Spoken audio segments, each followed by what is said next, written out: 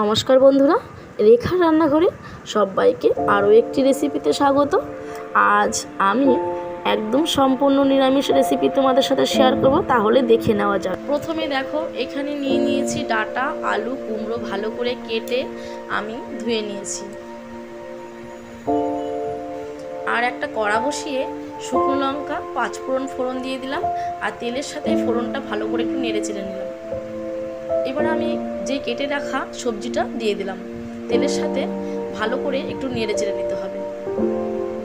এবার দিয়ে দিলাম নুন, হলুদ, লঙ্কা পরিমাণ মতো দিয়ে ভালো করে একটু নেড়ে চেড়ে নিতে হবে। আর এরকম নিরামিষে এরকম সবজি খেতে ভীষণই পছন্দ লাগে, আমার তো ভালো লাগে। তোমাদের ভালো লাগে কিনা তোমরা কমেন্ট করে অবশ্যই জানিও। এবার আমি ঢাকা দিয়ে দিলাম। আর এদিকে দেখো, মটর ডাল বসিয়ে দিয়েছি, আর এরকম করে আম কেটে নিয়েছি। আমটাকে কিন্তু আমি খেতে দেব না, কারণ আমার বর ভীষণ টক পছন্দ করে না। তা আমি কিন্তু এরকমভাবেই আম ব্যবহার করি। আমি যখন ভাত খাই তখন কিন্তু আমি আমটাকে একটু গুলে নিই। তো দেখো, এইদিকে আমি কড়ার মধ্যে যে সবজিটা বসিয়ে দিয়েছি প্রায় কষানো হয়ে গেছে। আর আমি একটু জল দিয়ে এবার চিনিটা ব্যালেন্স করে আমি দিয়ে স্বাদ মতো নামিয়ে নেব। আর নিরামিষে একটু মিষ্টি মিষ্টি ভালো লাগে, আমার তো ভালোই লাগে। তোমাদের কেমন লাগে তোমরা অবশ্যই জানিও। আর এদিকে দেখো, আবারও কড়া ধুয়ে সর্ষে আর শুকনো লঙ্কা ফোড়ন দিয়ে দিয়েছি। ফোড়নটাকে ভালো করে একটু নেড়ে নিলাম। এবার যে আমি সেদ্ধ করা আম আর ডালটা আমি কিন্তু সেই ফোড়নে দিয়ে দিলাম। আর টক ঝাল ডাল কিন্তু ভীষণই পছন্দ লাগে আমার, সমান সমান ঝাল টক হলে ভাল লাগে। আর এদিকে দেখো, ওইদিকে ডালটা নামিয়ে দিয়ে এদিকে আমি এরকম করে আলু কেটে নিয়েছি আর পটল কেটে নিয়েছি, ভালো করে ধুয়েও নিয়েছি। আর এদিকে আমি আবারও কড়া বসিয়ে তেল দিয়ে দিলাম, আর একটা লঙ্কা চিড়ে দিয়ে দিলাম। এবার আমি ওই তেলের মধ্যে পটলগুলো ভেজে নেব। ভালো করে পটলগুলো একটু লাল লাল করে ভেজে নেব। আর প্রায় লাল লাল করে ভাজা হয়ে গেছে। এবার আমি ওই পটলের মধ্যে কেটে রাখা আলুটাও দিয়ে দেবো। আলুটাকে দিয়েও ভালো করে একটু ভেজে নেব। আলুটা প্রায় ভাজা হয়ে গেছে। আর এদিকে দেখো, আমি একটা পোস্ত, লঙ্কা, টমেটো একটা পেস্ট করে ডো করে নিলাম। আর লঙ্কাটা কিন্তু তোমাদের ঝাল বুঝে তোমরা ব্যবহার করবে। এবার যে আলু পটলটা ভাজা হয়ে গেছে, এবার আমি ওই পোস্তর ডোটা দিয়ে দেবো।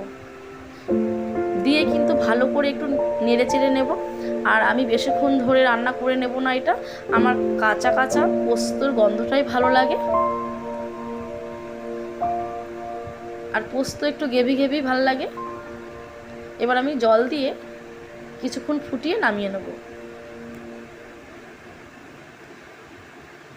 স্বাদটাকে ব্যালেন্স করার জন্য আমি একটু চিনি দিয়ে দেবো। তোমরা চাইলে চিনি দিতেও পারো, নাও দিতে পারো, বাট আমার একটু নিরামিষে একটু মিষ্টি মিষ্টিই ভালো লাগে। তো পোস্তটা আমার হয়ে গেছে, এবার আমি নামিয়ে নেব। দেখো, পোস্তটা একদম রেডি হয়ে গেছে। আর এইদিকে দেখো, উচ্ছে ভেজে নিচ্ছি। উচ্ছে আমার বরের ভীষণই পছন্দ, তোমরা তো অনেকেই জানো। আর এইদিকে কড়া ধুয়ে আমি আবারও লঙ্কা আর একটু সর্ষে ফোড়ন দিয়ে দেবো।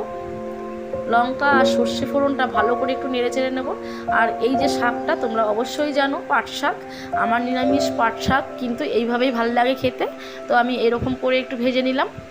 লঙ্কা আর শুকনো লঙ্কা আর হচ্ছে সর্ষে দিয়ে আমি ভালো করে একটু ভেজে নেব।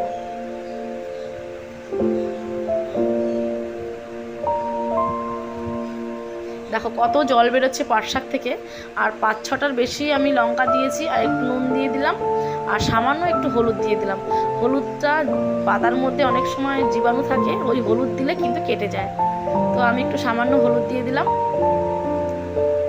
এবার দেখো, জলটা যতক্ষণ না মরছে আমি কিন্তু ততক্ষণ কিন্তু এই শাকটা রান্না করে নেব।